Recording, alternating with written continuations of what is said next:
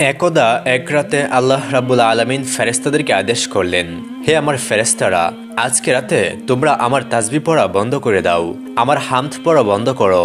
আজকে রাত আমার বাধ্যতা ত্যাগ করো। আজকে রাতে জান্নাতুল ফেরদৌসকে পোশাক ও অলংকার দ্বারা সুসজ্জিত করো। হে জিব্রাইল, আমার এই বার্তাটি মিকাইলকে শুনিয়ে দাও, সে যেন রিজিকের চাবিকে নিজের হাত থেকে নামিয়ে দেয়। হে জিব্রাইল, তুমি ইসরাফিলকেও বলে দাও, সে যেন কিছু সময়ের জন্য তার কাছ থেকে বিরত থাকে। তুমি আজরাইলকেও বলে দাও, সে যেন একটু সময়ের জন্য রূহকে কবজ করা থেকে হাত উঠিয়ে নেয়। জান্নাতের ফেরেশতা রিজওয়ানকে বলে দাও জান্নাতকে সুসজ্জিত করতে। জাহান্নামের ফেরেশতা মালিককে বলে দাও, সে যেন দুজকের দরজায় তালা লাগিয়ে দেয়। উন্মুক্ত রূহ যেগুলো বিচরণ করছে তাদেরকে বলে দাও রাস্তা থেকে যেন সরে দাঁড়ায়, আর তারা যেন সকলে জান্নাতের মহলের ছাদের উপর দাঁড়িয়ে থাকে। জান্নাতের ছাদের উপর এমন ভাবে দাঁড়িয়ে যাও যাতে করে এটি বোঝা যায় যে তোমরা রাব্বে কারিমের হাবিবের জন্য অপেক্ষা করছো। সুবহানাল্লাহ। মাশরিক থেকে মাগরিব পর্যন্ত যতগুলো কবর আছে তাদের কবর থেকে সাময়িক সময়ের জন্য আজাব তুলে নাও। আজকের রাত শবে মেরাজ, আমার মাহবুব মোহাম্মদ মোস্তফা সাল্লাল্লাহু আলাইহি ওয়াসাল্লামকে স্বাগত জানানোর জন্য তৈরি হয়ে যাও।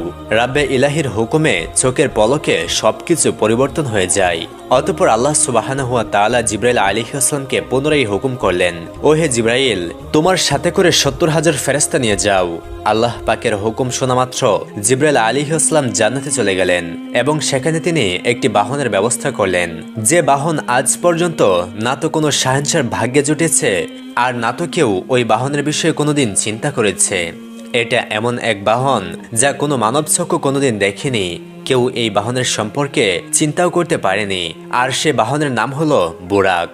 এটা এমন এক বাহন যা সম্পর্কে নবী করিম সাল্লাল্লাহু আলাইহি ওয়াসাল্লামের কোনো ধারণা ছিল না, এমনকি তিনি এমন কোনো বাহনে ইতিপূর্বে আরোহণও করেননি। মাহে রজবের ২৭ রাত, আকাশ সম্পূর্ণ পরিষ্কার, বাতাসের এক অদ্ভুত পরিবেশ, চারপাশে সুঘ্রাণ।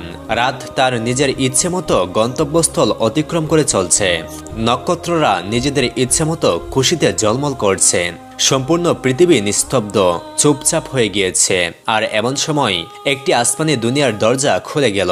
ঠিক সেই সময় হযরত জিবরাইল আলাইহিস সালাম তার বিশাল নুরানি ফেরেশতা বাহিনী নিয়ে বুরাক সমেত রাসূল করিম সাল্লাল্লাহু আলাইহি ওয়াসাল্লামের কাছে উপস্থিত হয়ে কোনো কথা না বলে সোজা দাঁড়িয়ে থাকলেন।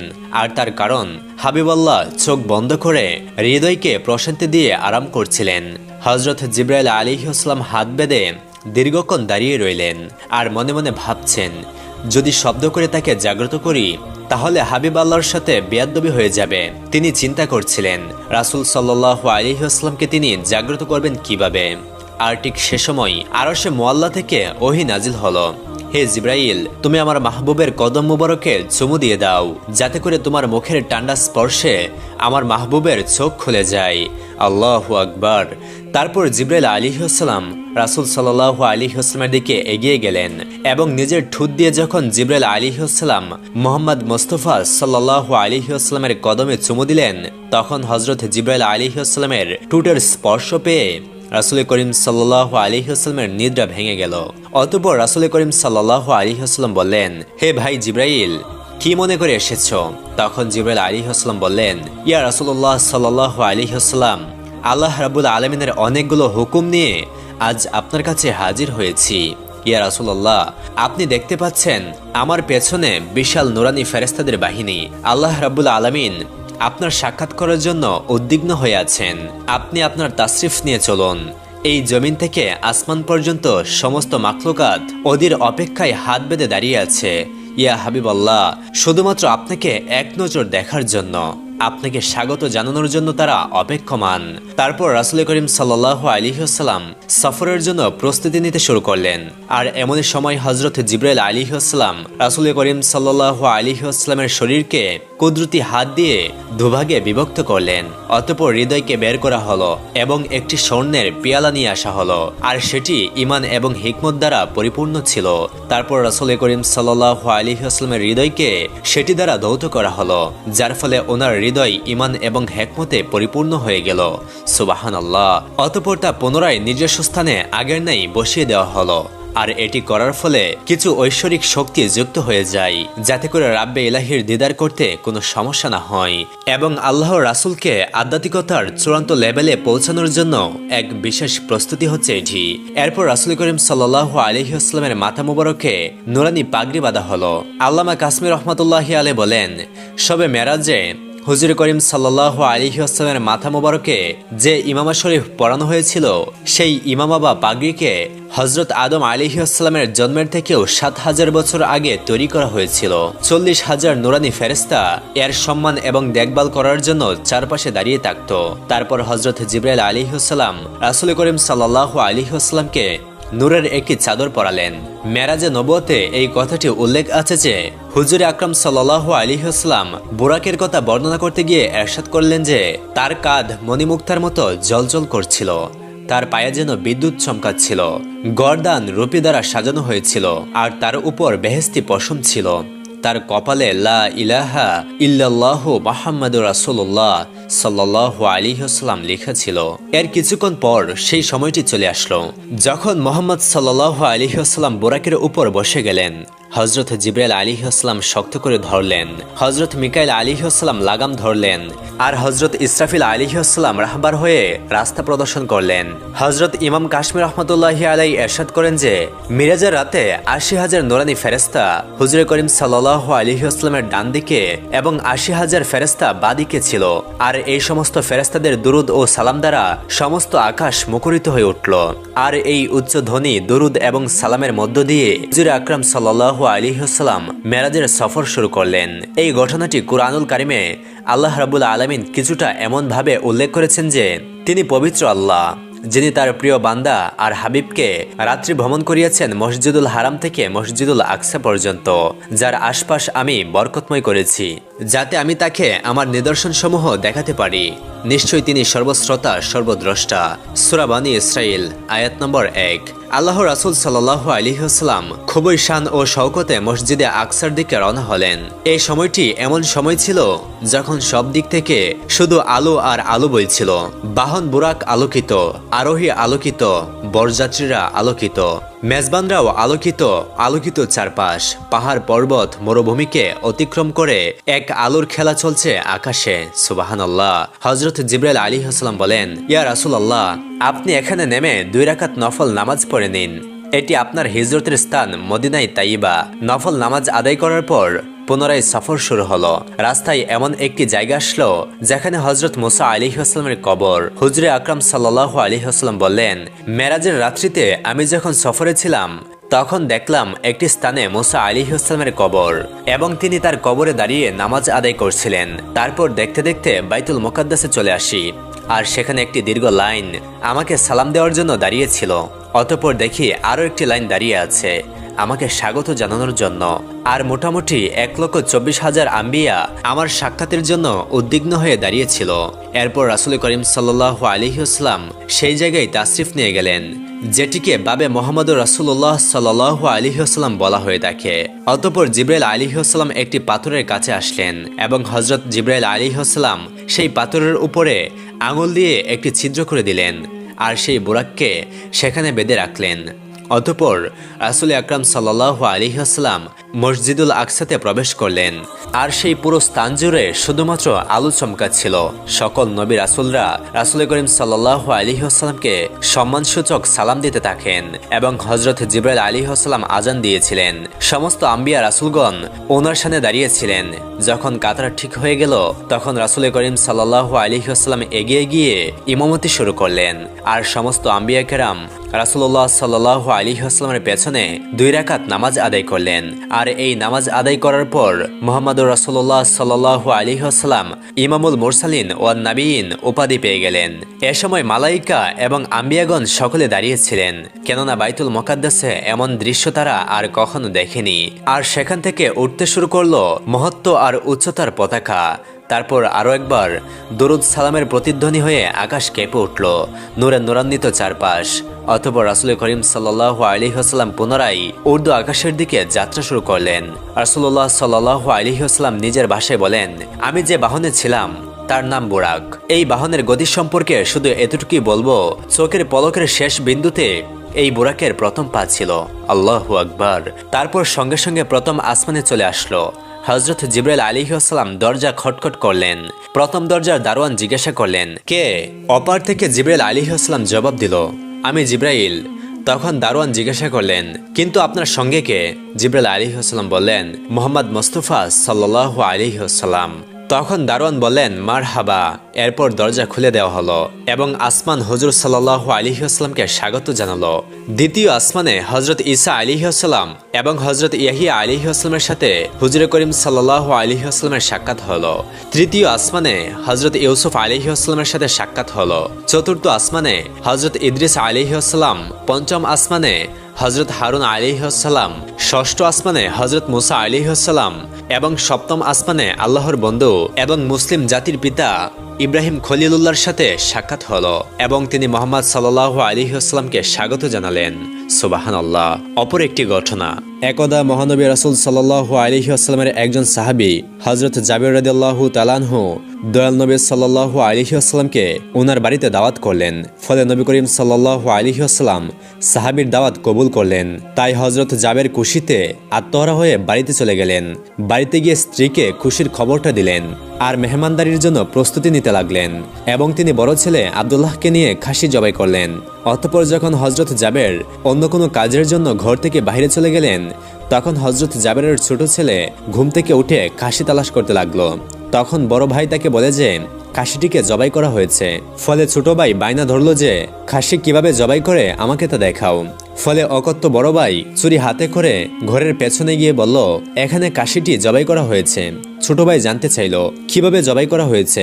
বর্ণনা করে বোঝাতে না পেরে অবশেষে বড় ভাই বলল, তাহলে তুমি মাটিতে শুয়ে পড়ো, আমি তোমাকে দেখাই। ছোট ভাই মাটিতে শুয়ে পড়ল। বড় ভাই তার গলায় ছুরি ছড়িয়ে জবাই করার নমুনা দেখাতে গিয়ে ছোট ভাইকে সত্যি সত্যি জবাই করে ফেলল। বড় ভাই যখন দেখলো ছোট ভাইয়ের গলা থেকে রক্ত গড়িয়ে পড়ছে, সে চটপট করতে করতে একসময় নিস্তেজ হয়ে গেছে। তখন সে বুঝলো ব্যাপারটি আসলে কি ঘটেছে। আতঙ্কিত হয়ে সে নিকটবর্তী এক খেজুর গাছের চূড়ায় উঠে আত্মগোপন করে রইল। এদিকে হযরত জাবের পুত্রের খুঁজে বাড়ির পেছনে এসে ছোট ছেলের অবস্থা দেখে থমকে গেলেন। অতঃপর তাকে বুকে করে স্ত্রীর কাছে গিয়ে বললেন, তাড়াতাড়ি একটি কম্বল নিয়ে এসো, বাচ্চাটিকে শুয়ে দেই। ছেলের এই অবস্থা দেখে মা চিৎকার করে কাঁদতে লাগলেন। তখন হযরত জাবের সান্ত্বনা দিয়ে বললেন, আজ আমাদের শোক প্রকাশের দিন না, আমাদের দুঃখ দেখলে নবীজিও দুঃখিত হবেন। অতএব ধৈর্য ধারণ করো, কষ্ট হলেও মুখে হাসি ফুটিয়ে তোলো। তারপর তারা দুজনে মিলে ছোট ছেলেকে কম্বল মুড়ে রান্নাঘরের পেছনে রেখে আসলেন। স্ত্রী রান্নার কাজে মন দিলেন। হযরত জাবের বের হলেন বড় পুত্র আব্দুল্লাহকে খুঁজে। বাড়ির পেছনে গিয়ে ছেলের নাম ধরে জোরে ডাক দিলেন। গাছের উপরে আত্মগোপন করে বড় ছেলে সব ঘটনা প্রত্যক্ষ করছিল আর ভয়ে কাঁপছিল। পিতার ডাক শুনে সে ভাবলো, এখন পালাতে না পারলে আব্বার হাতে ধরা পড়তে হবে।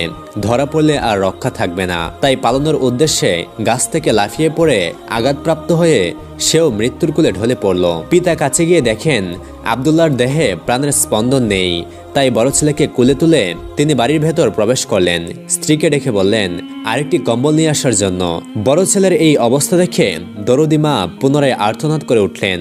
হযরত জাবের তাকে পুনরায় সান্ত্বনা দিয়ে বললেন, ধৈর্য ধরো, আজ আমাদের দুঃখ প্রকাশ করার দিন না, আজ আমাদের পরম আনন্দের দিন। দয়াল নবীজি অল্প কিছুক্ষণের মধ্যে আমাদের ঘরে তাশরিফ আনবেন। তারপর দুজনে মিলে বড় ছেলের লাশকেও কম্বলে মুড়ে ছোট ছেলের লাশের পাশে রেখে আসলেন। অতঃপর স্বামী স্ত্রী তাদের চোখের পানি মুছে মুখে হাসি ফুটিয়ে তুললেন। হযরত জাবের বাড়ির সামনে দাঁড়িয়ে নবীজির আগমনের অপেক্ষা করতে লাগলেন। অল্পক্ষণের মধ্যে নবীজিকে উটের পিঠে করে আসতে দেখা গেল। হযরত জাবের আনন্দে আত্মহারা হয়ে দৌড়ে গিয়ে স্ত্রীকে নবীজির আগমনের সংবাদ দিলেন এবং পুনরায় তিনি দৌড়ে বাড়ির সামনে চলে এলেন এবং নবীজির উটের কাছে গিয়ে তাকে বাড়ি পর্যন্ত এগিয়ে আনলেন। নবী করিম সাল্লাল্লাহু আলাইহি ওয়াসাল্লাম জাবেরের ঘরের সামনে উট থামিয়ে তার ডান পা মুবারক মাটিতে রাখলেন, বাম পা মুবারক এখনো নামাতে বাকি। এমন সময় জিবরাইল আলাইহিস সালাম আল্লাহর পক্ষ থেকে নির্দেশ নিয়ে উপস্থিত হয়ে বললেন, ইয়া রাসূলুল্লাহ, আল্লাহ আপনাকে জাবেরের ছেলেদেরকে সঙ্গে নিয়ে খানা খেতে বলেছেন। অতঃপর নবীজি সাল্লাল্লাহু আলাইহি ওয়াসাল্লাম সাহাবাদেরকে নিয়ে জাবেরের ঘরে তাশরিফ আনলেন। তাদের সামনে জাবের দস্তরখানা বিছিয়ে দিলেন। তার স্ত্রী খাবার বেড়ে দিলেন আর তিনি সেগুলো এনে মেহমানদের সামনে হাজির করলেন। তারপর তিনি নবীজিকে আরজ করলেন, ইয়া রাসূলুল্লাহ, দয়া করে খানা শুরু করুন। তখন নবীজি সাল্লাল্লাহু আলাইহি ওয়াসাল্লাম বললেন, হে জাবের, তোমার ছেলেরা কোথায়? তাদেরকে ডাকো। হযরত জাবের বললেন, ইয়া হাবিব আল্লাহ, আপনি দয়া করে খেয়ে নিন, ছেলেদেরকে আমি পরে ডাকবো। পুনরায় রাসূল করিম সাল্লাল্লাহু আলাইহি ওয়াসাল্লাম বললেন, তোমার ছেলেদেরকে ডেকে নিয়ে আসো, আমি তাদেরকে সাথে নিয়ে খাবো। তখন হযরত জাবের ও তার স্ত্রী হাত জোর করে পুনরায় বললেন, ইয়া রাসূলুল্লাহ, আপনি খানা খেয়ে নিন, আমরা তাদেরকে ডেকে দিচ্ছি। তখন নবীজি সাল্লাল্লাহু আলাইহি ওয়াসাল্লাম বললেন, হে জাবের, এইমাত্র জিবরাইল ফেরেশতা আমাকে আল্লাহর নির্দেশ জানিয়ে গেলেন আমি যেন তোমার ছেলেদেরকে সাথে নিয়ে খানা খাই। নবীজির এমন কথা শুনে হযরত জাবের ও তার স্ত্রী আর ধৈর্য ধারণ করতে পারল না। তারা চিৎকার করে কেঁদে কেঁদে সমস্ত ঘটনা খুলে বললেন। তখন নবীজি সাল্লাল্লাহু আলাইহি ওয়াসাল্লাম হযরত জাবেরকে বললেন, তোমার ছেলেদের কাছে গিয়ে বলো আল্লাহর নবী তাদেরকে ডেকেছেন। অতঃপর হযরত জাবের নবীজির নির্দেশ মোতাবেক ছেলেদের লাশের সামনে গিয়ে তা বললেন। সঙ্গে সঙ্গে তারা দুজন আল্লাহু আকবার বলে উঠে নবীজির কাছে দৌড়ে চলে গেল। তারপর আল্লাহর নবী হযরত মুহাম্মদ সাল্লাল্লাহু আলাইহি ওয়াসাল্লাম জাবেরের দুই সন্তানকে নিয়ে খানা খেলেন। সুবহানাল্লাহ। হযরত তামিম আদ-দারি রাদিয়াল্লাহু তাআলা আনহু বর্ণনা করেন, একবার আমরা রাসূলুল্লাহ সাল্লাল্লাহু আলাইহি ওয়াসাল্লামের খেদমতে হাজির হলাম। তখন আমরা দেখতে পেলাম যে একটি উট দৌড়তে দৌড়তে রাসূলুল্লাহ সাল্লাল্লাহু আলাইহি ওয়াসাল্লামের মাথার কাছে এসে দাঁড়িয়ে গেল। দেখে মনে হচ্ছিল উটটি রাসূল সাল্লাল্লাহু আলাইহি ওয়াসাল্লামের কানে কানে কিছু একটা বলছে। আল্লাহর রাসূল সাল্লাল্লাহু আলাইহি ওয়াসাল্লাম তখন উটটিকে উদ্দেশ্য করে বললেন, হে উট, তুমি শান্ত হও। যদি তুমি সত্যবাদী হও তাহলে তোমার সত্য কথা তোমাকে ফায়দা দেবে, আর যদি তুমি মিথ্যা বলে থাকো তবে তোমাকে মিথ্যা কথা বলার জন্য শাস্তি দেওয়া হবে। বিষয় এই যে আমার নিকটে আশ্রয় নেবে আল্লাহ তাআলা তাকে নিরাপত্তা দান করবেন, আর যে আমার নিকট আশ্রয় নেই তাকে আল্লাহ তাআলা কখনো নিঃস্ব হতে দেয় না। সাহাবী তামিম আদ-দারি রাদিয়াল্লাহু তাআলা আনহু ইরশাদ করেন, আমরা বললাম, ইয়া রাসূলুল্লাহ, আপনাকে এই উটটি কি বলেছে? তখন আল্লাহ রাসূল সাল্লাল্লাহু আলাইহি ওয়াসাল্লাম বললেন, সে আমাকে বলেছে যে তার মালিক তাকে জবেহ করে তার মাংস খাওয়ার সিদ্ধান্ত নিয়েছে, তাই সে তার মালিকের কাছ থেকে পালিয়ে এসেছে এবং এখানে আমার নিকট সাহায্য চাইছে। তামিম আদ-দারি রাদিয়াল্লাহু তাআলা আনহু বললেন, অতঃপর আমরা নিজেদের মধ্যে গল্পে ব্যস্ত হয়ে গেলাম। হঠাৎ সে সময় উটের মালিক আমাদের নিকট ছুটে আসলো। সে উট যখন তার মালিককে আসতে দেখলো তখন সে পুনরায় আল্লাহ রাসূল সাল্লাল্লাহু আলাইহি ওয়াসাল্লামের কাছে গিয়ে দাঁড়ালো এবং ঠিক রাসূল সাল্লাল্লাহু আলাইহি ওয়াসাল্লামের বরাবর পিছনে লুকানোর চেষ্টা করলো। উটের মালিক বলল, ইয়া রাসূল সাল্লাল্লাহু আলাইহি ওয়াসাল্লাম, আমার এই উটটি 3 দিন আগে আমার কাছ থেকে পালিয়ে গেছে, আর আজকে আমি তাকে আপনার কাছে পেয়েছি। এ কথা শুনে আল্লাহ রাসূল সাল্লাল্লাহু আলাইহি ওয়াসাল্লাম বললেন, এই উটটি আমার নিকটে নালিশ জানিয়েছে। সে আমাকে বলেছে যে সে তোমার কাছে অনেক বছর ধরে লালিত পালিত হচ্ছে, বড় হয়েছে। যখন প্রচন্ড গরমের সময় আসে ঘাস এবং চরণভূমির এলাকায় যেতে, আর যখন শীতের সময় আসতো তখন তুমি তার পিঠে সাওয়ার হয়ে গরম এলাকার দিকে সফর করতে, আর এখন যখন সে বার্ধক্যে উপনীত হয়েছে তখন তুমি তাকে জবেহ করে তার মাংস খাওয়ার পরিকল্পনা করেছ। রাসূল সাল্লাল্লাহু আলাইহি ওয়াসাল্লামের মুখে এই কথা শুনে উটের মালিক বলল, ইয়া রাসূলুল্লাহ সাল্লাল্লাহু আলাইহি ওয়াসাল্লাম, ঘটনা ঠিক তেমনি যেমনটা আপনি বর্ণনা করেছেন, কিন্তু প্রশ্ন হলো কিভাবে সে আপনাকে এসব জানালো? এই কথা শুনে আল্লাহ রাসূল সাল্লাল্লাহু আলাইহি ওয়াসাল্লাম বললেন, আচ্ছা বলো তো, একজন অনুগত একনিষ্ঠ খাদেমের তার মালিকের প্রতি খেদমতের প্রতিদান কি এটাই পাওয়া উচিত? উটের মালিক বলল, হে আল্লাহ রাসূল সাল্লাল্লাহু আলাইহি ওয়াসাল্লাম, এখন আমি একে বিক্রি করব না, একে জবেহ করব না, আপনি যা অনুমতি দিবেন আমি তাই করব। এরপর আল্লাহ রাসূল সাল্লাল্লাহু আলাইহি ওয়াসাল্লাম সেই উটের মালিকের কাছ থেকে উটটিকে 100 দিরহামের বিনিময়ে কিনে নিলেন। তারপর তিনি উটটিকে বললেন, হে উট, যাও, এখন থেকে তুমি মুক্ত, আল্লাহ তাআলার দেওয়া রিজিক তালাশ করো। অতঃপর সেই উটটি আল্লাহ রাসূল সাল্লাল্লাহু আলাইহি ওয়াসাল্লামের মাথার কাছে নিজের মুখ এগিয়ে নিয়ে মুখ দিয়ে আওয়াজ করলো, যা শুনে আল্লাহ রাসূল সাল্লাল্লাহু আলাইহি ওয়াসাল্লাম বললেন, আমিন আমিন। এরপর উটটি পুনরায় দোয়া করলো। আল্লাহ রাসূল সাল্লাল্লাহু আলাইহি ওয়াসাল্লাম আবারও বললেন, আমিন আমিন। উটটি পুনরায় দোয়া করলো। আল্লাহ রাসূল সাল্লাল্লাহু আলাইহি ওয়াসাল্লাম তৃতীয়বারের মতো বললেন, আমিন আমিন। কিন্তু উটটি যখন চতুর্থবার একটি শব্দ করলো তখন আল্লাহ রাসূল সাল্লাল্লাহু আলাইহি ওয়াসাল্লাম আমিন তো বললেনই না, বরং আবেগপ্রবণ হয়ে কাঁদতে শুরু করলেন এবং বলতে লাগলেন, হায় আমার উম্মত, হায় আমার উম্মত। এমনকি রাসূল সাল্লাল্লাহু আলাইহি ওয়াসাল্লামের চোখ থেকে অশ্রু বের হতে লাগলো। সাহাবী তামিম আদ-দারি রাদিয়াল্লাহু তাআলা আনহু বলেন, আমরা জিজ্ঞাসা করলাম, হে আল্লাহর রাসূল, এই উটটি আপনাকে কি বলল? তখন রাসূল সাল্লাল্লাহু আলাইহি ওয়াসাল্লাম বললেন, উটটি আমাকে প্রথমবার বলেছে, হে রাসূল সাল্লাল্লাহু আলাইহি ওয়াসাল্লাম, আল্লাহ আপনাকে ইসলাম এবং কুরআনের মাধ্যমে উত্তম প্রতিদান দান করবেন। আমি বললাম, আমিন। অতঃপর সে আমাকে বলল, আল্লাহ তাআলা যেন কিয়ামতের দিন আপনার উম্মতের অন্তর থেকে সমস্ত ভয়ভীতি এমন ভাবে দূর করে দেন, যেমন ভাবে আজকে আপনি আমার অন্তর থেকে ভয়কে দূর করে দিয়েছেন। আমি বললাম, আমিন। অতঃপর উটটি আবারও বলল, আল্লাহ তাআলা যেন আপনার উম্মতের রক্তকে শত্রুদের হাত থেকে এমন ভাবে হেফাজতে রাখেন, যেমন করে আজকে আপনি আমার রক্তকে হেফাজত করেছেন। এরপর আমি বললাম, আল্লাহুম্মা আমিন, আল্লাহ যেন তাই করেন। এরপর চতুর্থবার উটটি বলল, আল্লাহ তাআলা যেন আপনার উম্মতকে নিজেদের মধ্যে ঝগড়া ফাসাদ, সেনা যুদ্ধ বিদ্রোহ এসব থেকে হেফাজত করেন। এই কথা শুনে আমি আমিন বলতে যাব, কিন্তু তখনই আল্লাহর তরফ থেকে নির্দেশ আসলো যে এই দোয়াটি কবুল হবে না। আর এই কথা শুনে আমার কান্না পেল, কেননা এই একই দোয়া আমি আমার উম্মতের জন্য আল্লাহর কাছে বহুবার করেছি, কান্নাকাটি করেছি। হে আল্লাহ, আপনি আমার উম্মতদেরকে অভ্যন্তরিত ফিতনা, ঝগড়া ফাসাদ এসব থেকে রক্ষা করুন। কিন্তু আল্লাহ তাআলা আমার প্রথম 3টি দোয়া কবুল করলেও সেই 2টি দোয়া কবুল করেননি। আমাকে আল্লাহর পক্ষ থেকে জানিয়ে দিয়েছেন যে, হে রাসূল সাল্লাল্লাহু আলাইহি ওয়াসাল্লাম, আপনার উম্মতদের মধ্যে সর্বশ্রেষ্ঠ ফিতনা হচ্ছে যে পরস্পর ছোটখাটো ত্রুটি বিচ্ছুতি নিয়ে একজন আরেকজনকে ফতোয়াবাজি করবে, ফেতনাবাজি করবে, ঝগড়াঝাটি করবে এবং এসব করে এরা ধ্বংস হয়ে যাবে। বাহিরের শত্রু যখন এদেরকে আক্রমণ করবে তখন এরা অভ্যন্তরিত দ্বন্দ্ব কলহে ব্যস্ত থাকবে। এসব কিছু যা ঘটবে সবই তকদিরে লেখা হয়ে গিয়েছে। কাজেই এক্ষেত্রে আল্লাহ আপনার দোয়া কবুল করবেন না। আল্লাহু আকবার। আল্লাহ সুবহানাহু ওয়া তাআলা আমাদেরকে সকল প্রকার ফিতনা থেকে বাঁচিয়ে রাখুন। আমিন।